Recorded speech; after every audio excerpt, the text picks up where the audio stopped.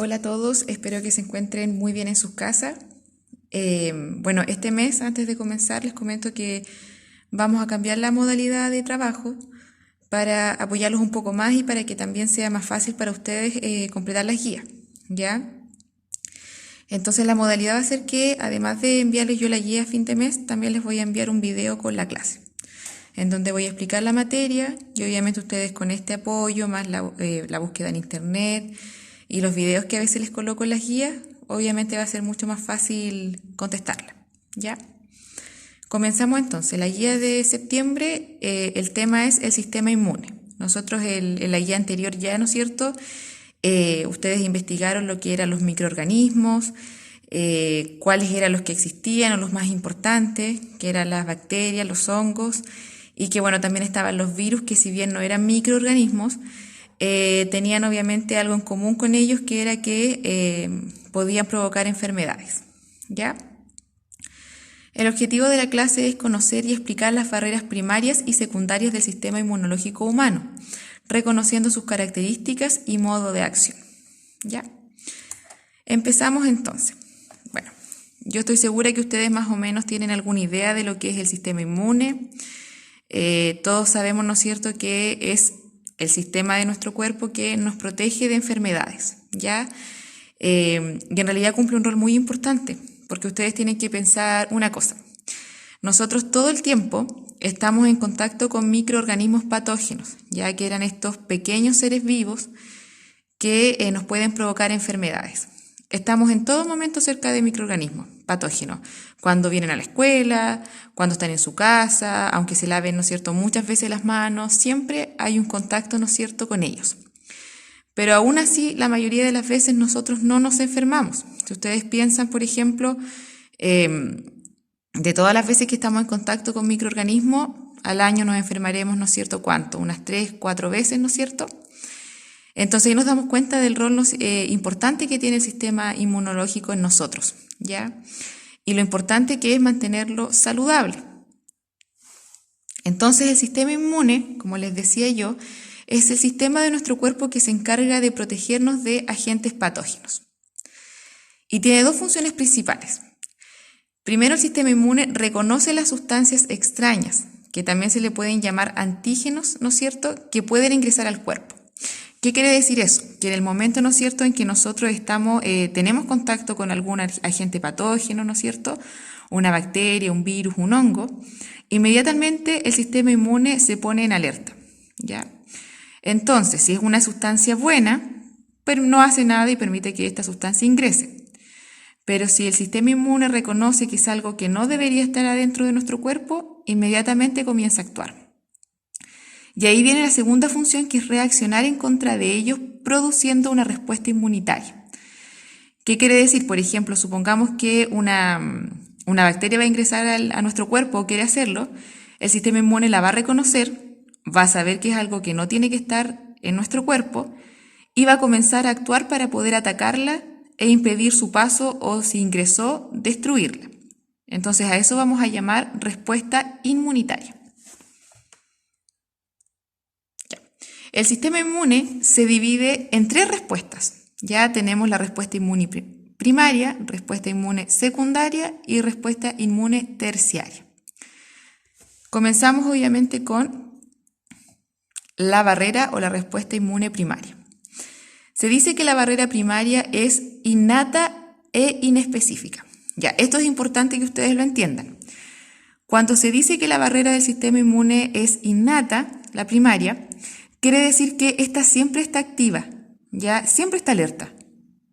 Ya, la idea es que esta primera barrera, ¿no es cierto?, inmediatamente reaccione cuando nuestro cuerpo está en contacto con alguna sustancia extraña. ¿Qué forma parte de esta barrera primaria? Tenemos, por ejemplo, las lágrimas, las secreciones, tenemos la mucosa, como era la mucosa nasal, los pequeños pelitos que tenemos adentro de la nariz, ¿ya? Entonces eso en el fondo, la piel, son como la barrera para impedir el ingreso de esas sustancias malas, ¿ya? Y es inespecífica porque ante todas las sustancias extrañas o agentes patógenos que quieran ingresar, va a actuar de la misma forma, ¿ya? Por ejemplo, si hay algún microbio o alguna sustancia en el aire, yo al momento de respirar, ¿qué es lo que hace mi nariz? Inmediatamente va a activar esta barrera y los pelitos, ¿no es cierto?, van a comenzar a tratar de atrapar esa sustancia, si es que se puede, y si no, la mucosa también va a tratar de retenerla. Por eso, por ejemplo, cuando uno se va a resfriar, o cuando ya está resfriado, ¿no es cierto?, comienza a tener más mucosidad nasal, porque ahí es nuestro sistema inmune el que está actuando para impedir el ingreso de esa sustancia. Después tenemos la barrera secundaria. La barrera secundaria también es innata e inespecífica, es decir, también siempre está activa y va a atacar a todos los microorganismos de la misma manera. Pero la barrera secundaria ya no actúan los pelitos de la nariz ni la mucosa, no, ya porque se supone que la barrera secundaria, ¿cuándo comienza a actuar? Cuando la barrera primaria falla, ¿ya? Y en la barrera secundaria, aquí participan ya un cierto tipo de glóbulos blancos, que son los macrófagos, que más adelante se las voy a explicar en qué consiste. Y por último tenemos la barrera terciaria, es decir, cuando ya falló la barrera primaria, falló la barrera secundaria, actúa la barrera terciaria. Aquí obviamente cuando actúa esta barrera, nosotros ya estamos enfermos y comenzamos a tener síntomas que son propios de nuestro sistema inmune, como por ejemplo el tener fiebre, ¿ya? Y esta barrera es adaptativa y es específica. ¿Qué quiere decir eso? Que la barrera terciaria, a diferencia de la primaria y la secundaria, no siempre está activa, ¿ya? Solamente se va a activar cuando las otras dos fallaron. Y es específica, es decir, a cada microorganismo patógeno lo va a atacar de una manera distinta. Y aquí también participan cierto tipo de glóbulos blancos. Ahí tenemos entonces un ejemplo de barrera primaria es la piel, un ejemplo de barrera secundaria eran los macrófagos y un ejemplo de barrera terciaria serían los cierto tipo de glóbulos blancos que son los linfocitos T y B.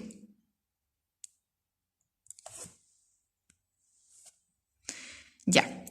Comenzamos entonces primero con la barrera de protección primaria del sistema inmune y esto yo ya se lo expliqué. Les dije porque era innata, ¿no es cierto? Siempre está activa y que es inespecífica porque siempre va a actuar de la misma forma. Y los principales componentes, como yo les decía, son los cilios y mucosa. Los cilios son los pelitos de la nariz o también en el intestino delgado tenemos estos cilios, ¿no es cierto?, que atrapan estas sustancias que no deben ingresar a nuestras células. La mucosa también, por ejemplo, se encuentra en la nariz, se encuentra también en partes de nuestro sistema digestivo. También la mucosa, por ejemplo, se encuentra en la vagina, ¿ya?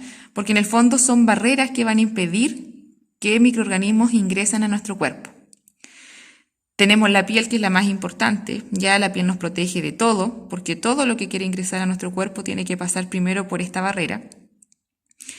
Y por último tenemos las secreciones, como por ejemplo la lágrima.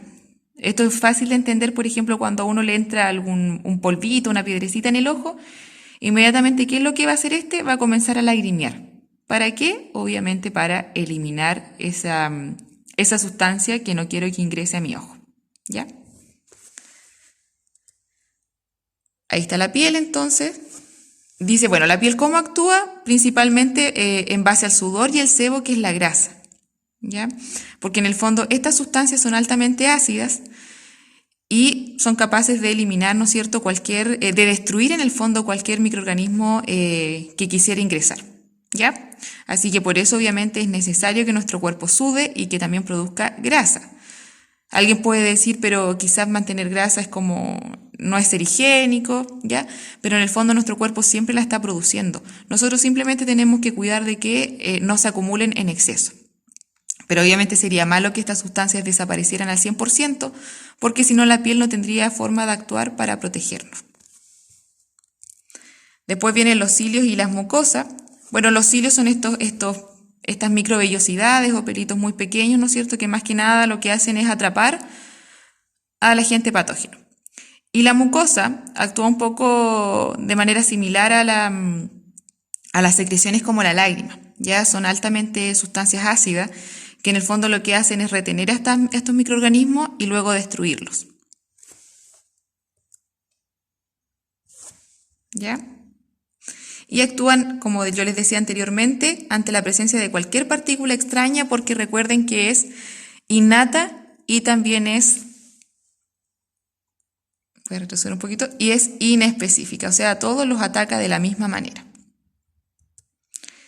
Y tenemos también las secreciones que ya lo expliqué, que son altamente ácidas y que de esa manera también pueden matar a estos microorganismos. Ahí, por ejemplo, también estaba una que yo no les había mencionado, que es la saliva, ¿ya? La saliva también es altamente ácida, entonces obviamente cuando uno come algo, ese alimento tuvo contacto con nuestras manos, con el plato, con el servicio, ¿no es cierto?, con la persona que lo cocinó. Entonces, claramente, aunque seamos lo más higiénicos posible, igual va a ingresar un microorganismo. Entonces, la saliva, antes de que este alimento ingrese a nuestro sistema digestivo, mata, ¿no es cierto?, a la mayor cantidad de esas bacterias o esos hongos que pudiese tener el alimento. Ya. Obviamente, esa barrera primaria muchas veces falla.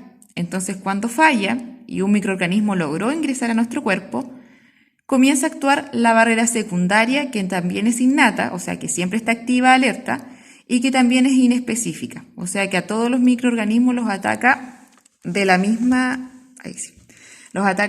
manera. Y acá, ¿quiénes actúan? Un tipo de glóbulo blanco. Y ese glóbulo blanco son los macrófagos, y los neutrófilos. Entonces, ¿cómo actúa el macrófago? El macrófago lo que hace es que está siempre alerta. Entonces, cuando se da cuenta que ingresó un agente patógeno, inmediatamente envía una señal a los neutrófilos. Y los neutrófilos hacen un proceso que se llama fagocitosis. Y la fagocitosis es súper sencilla de entender. ¿En qué consiste? En que en el fondo el neutrófilo se come a la bacteria, por ejemplo.